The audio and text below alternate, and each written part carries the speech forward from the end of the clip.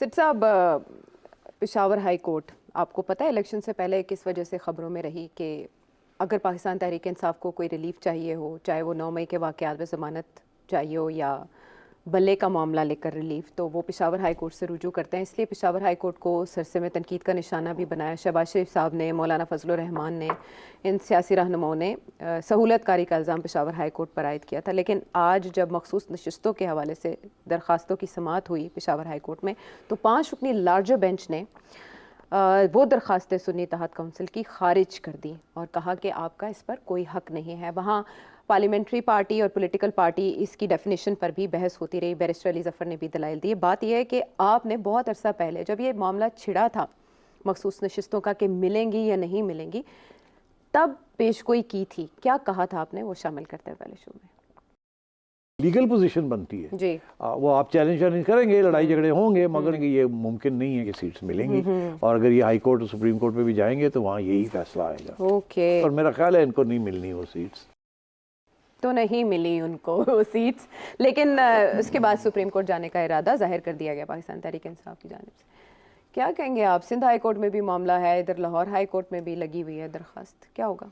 देखिए, स्टेक्स बहुत हाई हैं इस्टेब्लिशमेंट के, और जो इस वक्त PDM की गवर्नमेंट है, बहुत हाई स्टेक्स हैं। बहुत एक नया प्रोजेक्ट शुरू हुआ है, इसको डिरेल करने की इजाज़त नहीं दी जाएगी। और अगर PTI का ये ख्याल है कि वो उन्हें इंसाफ मिलेगा जिसे वो इंसाफ समझते हैं, वो नहीं होगा। इंसाफ मिलेगा मगर उससे वो खुश नहीं होंगे, क्योंकि वो एक खसूसन एक किस्म का इंसाफ चाहते हैं जिसके साथ उनकी मनपसंद इंसाफ आपकी मुरादी है। तो ये देखिए, जब ये फैसला हुआ ना, 2-3 फैसले जो पहले हुए हैं, उससे अब आपको अगला रास्ता नज़र आना चाहिए। जितने मर्जी आप अदालतों में जाके खटखटाएं, जब ये फैसला हुआ कि आपको सिंबल नहीं मिलना, समझिए कि उस वक़्त ये फैसला हो गया था कि यू आर आउट, आपको अंदर नहीं आने देना, और आप जितनी मर्जी कोशिश कर लें इधर से उधर से, वो कोई सहूलत नहीं मिलेगी आपको जी। तो वही हो रहा है। उसके बाद वो केसेस इलेक्शन से पहले आपको पता कन्विक्शंस हो गई, 1, 2, 3 हो गई मेरा ख्याल है जी। हाँ, 3 हो गई। हाँ। तो फिर उसके बाद प्री इलेक्शन में जो कुछ हुआ, इलेक्शन की रात को जो कुछ हुआ जी। तो ये तो एक मैं समझता हूँ कि प्रोजेक्ट फुल थ्रॉटल चल रहा है, और प्रोजेक्ट को डिरेल होने की इजाज़त नहीं होगी, कोई नहीं कर सकेगा। अच्छा। ये प्रोजेक्ट चलेगा, खान साहब जो है अंदर रहेंगे, PTI जो है अगर गड़बड़ करेगी तो मार पिटेगी। और ये बिल्कुल उसी किस्म की है, थोड़ा पैमाना ज़्यादा सख्त है जो कि नून लीग के साथ हुआ 17-18 में, तो वो अब इधर हो रहा है, थोड़ा सा ज़्यादा हो रहा है। और थोड़ा सा नहीं, इस्तीफा जिससे कहते हैं ना, थोड़े कड़ाके निकल रहे हैं। अच्छा। तो इसलिए मुझे बिल्कुल कोई तवक्को नहीं है कि जी कोई रिलीफ मिलेगी PTI को। अच्छा, कहते हैं ना वो कुछ शहर दे लोग भी जालम सन, कुछ सानू मरन दा शौक भी सी, जो तुसी कहंदे पे हो कि जे गड़बड़ करेंगे तो इन्हां नूं कुट पेगी। अपनी स्ट्रेटजी को भी तो कुट पड़ी। जैसे ये फैसला आया नशिस्तों के हवाले से, तो सारे लोग सोच में पड़ गए कि सुन्नी इत्तेहाद काउंसिल की तो कोई सीट ही नहीं थी असेंबली में, मजलिस वहदतुल मुस्लिमीन के साथ जाते जाते एकदम ये डिफ्लेक्ट क्यों हो गए? क्या वजह बनी ये फैसला क्यों चेंज किया? देखिए, बड़े अफसोस की बात है कि आज यही कहा जा रहा है, अदालत वाले यही कह रहे हैं कि आपकी पार्टी तो, जिस पार्टी को आपने अपनाया उसने तो इलेक्शन नहीं लड़ी, उनके जो एक बंदा था उसने तो इंडिपेंडेंट के तौर पर लड़ा। तो जिन्होंने इलेक्शन लड़ी थी और जिनके पास एक सीट थी, आप उधर क्यों नहीं गए? और आपको याद होगा कि पहले फैसला यही था कि उनके पास जाए, मगर फिर यही होता ना इस मुल्क के अंदर कि जो मजहबी लॉबी है ना, वो फिर प्रिवेल कर जाती है। और स्पेशली KP जैसी एरिया में जहाँ मज़हब का काफ़ी स्ट्रॉन्ग रोल है, तो मेरा ख्याल है वहाँ ये वो जी तो शिया ने उनके साथ हमने नहीं मिलना, ये नहीं करना, वो नहीं करना, तो इस वजह से उनको छोड़ दिया। और अब भुगता रहे हैं ना जो फैसले किए इन्होंने।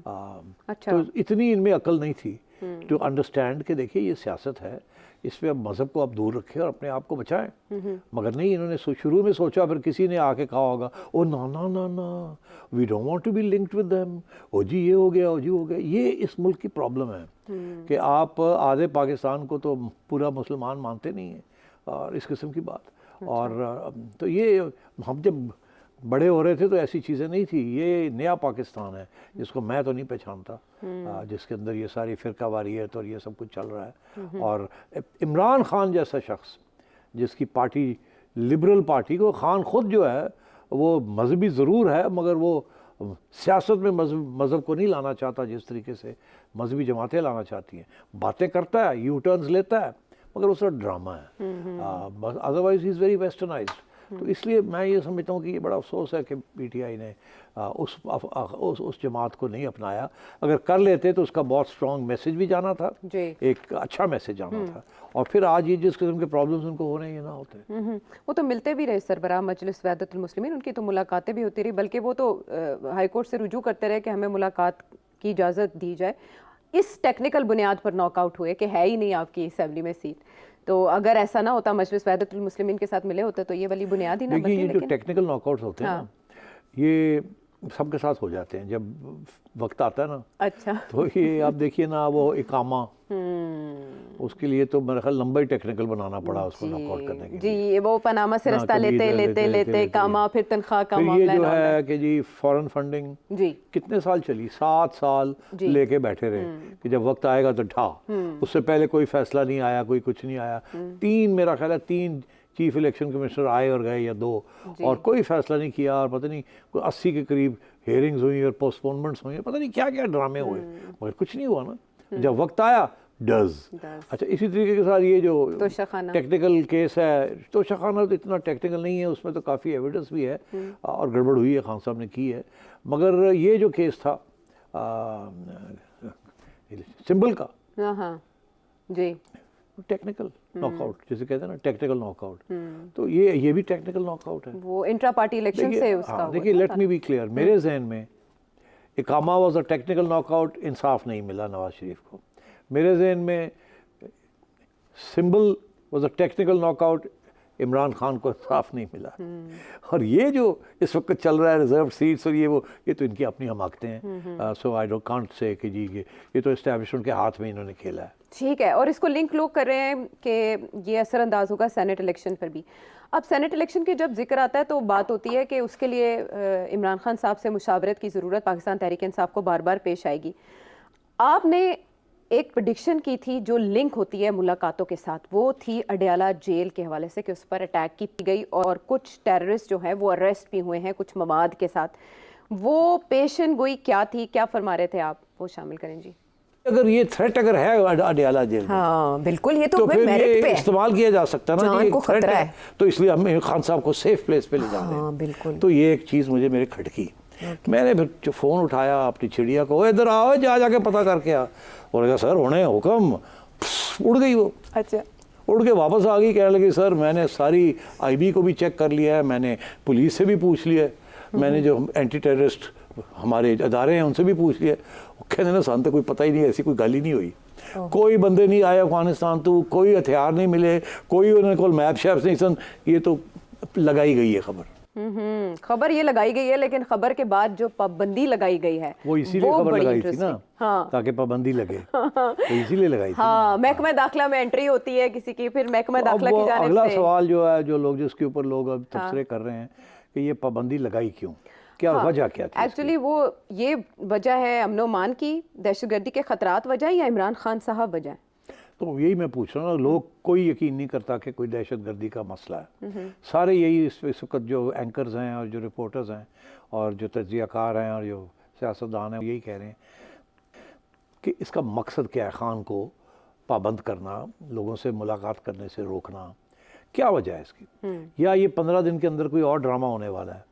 अब ड्रामे तो 2 ही हो सकते हैं ना। एक तो ये कि ये लोग जाते हैं, खान को मिलते हैं, फिर आके बड़े तंदना के करके बयान देते हैं, फिर एक स्ट्राइक आउट का कर देते हैं, फिर ये कर देते हैं, फिर वो कर देते हैं, और खान जो है वो जिंदा है, क्योंकि जैसे ही उसकी बात होती है तो खान जिंदा हो जाता है। ऐसे ही है ना। अब तो वो AI भी इस्तेमाल कर रहे हैं खान को जिंदा करने के लिए, ऐसे ही है ना। तो खान की बातें जो है हर रोज़ बाहर आ रही हैं कोई ना कोई। तो इसलिए एक तो ये था कि इसको टेम्परेचर को लोअर किया जाए। ये जो हुकूमत है अब ये IMF के साथ आगे बात करने जा रही है, मुश्किल दिन आ रहे हैं, तो उसको प्रोटेक्ट किया जाए खान से। अच्छा। खान के जिप अप कर दिया जाए। उसका एक ही तरीका है, खान तो जिप अप होता नहीं है, वो जिप यही है कि जो मिलने जाते हैं उनको जिप कर दिया जाए, वो जाने ही ना दिया जाए। एक ये, दूसरा ये है कि जो स्पेकुलेशन चल रही है कि यार ये 10 दिन कर लेंगे फिर और क्या करेंगे, अदालतें तो नहीं छोड़ेंगी। अदालतें तो कहेंगे जी ठीक है आपको थ्रेट है, मगर ये 3 वकील तो जाएंगे, ये 2 वकील तो जाएंगे, उन्होंने अपने केसेस डिस्कस करने हैं, ये तो रोक नहीं सकते इस चीज़ को। तो फिर अगर रोक नहीं सकते तो फिर ये मतलब, इसका ये मतलब है कि ये मकसद नहीं है कि लोगों को रोका जाए फ्रॉम मीटिंग खान। कोई ये वकील जाके सुनाते हैं और आके बात खड़ी कर देते हैं, प्रेस कॉन्फ्रेंस कर देते हैं, खान कहता है श्रीलंका बनने वाला है, तो मतलब ये है कि वो तो बड़ी अलार्मिस्ट किस्म की चीज़ है ना। तो मैं ये समझता हूँ ये बात नहीं है कि वो खान की बात को बाहर नहीं निकलना चाहते। अच्छा। वो तो निकल रही है और उसको कोई नहीं रोक सकता, क्योंकि अदालतें कहती हैं कि उसका हक है अपने वकीलों को, वकला हजरात को मिलने का। जी। जब जैसे ही वो अपने, और उसके वो वकला जो है सारे सियासी लोग हैं, तो वो सारे पैगाम आ रहे हैं जा रहे हैं, पर्चियाँ भी आऊँगी आएंगी, सब कुछ हो रहा होगा, तो इसलिए वो शायद नहीं है। इसका ये मतलब है फिर कोई कुछ और होगा। अब मैं लॉजिकली बात कर रहा हूँ आपसे। अच्छा। ठीक, जहाँ तक मेरी खबर थी वो तो मैंने आपको दे दी। अब उसके आगे जो है वो थोड़ा सा लॉजिक इस्तेमाल करनी पड़ती है, प्रोसेस ऑफ एलिमिनेशन। तो मैं समझता हूँ ये बात तो नहीं है कि जी खान को रोका जा रहा है फ्रॉम मीटिंग पीपल, वो that is just a consequence of this issue. मेरा ख्याल है कुछ खान से कुछ लोगों की मुलाकातें भी करवाना चाह रहे हैं। अब वो कौन लोग हैं जिनकी वो चाहते हैं खान से मुलाकात हो, कैसे हो, कहाँ हो, ये इश्यूज़ हैं।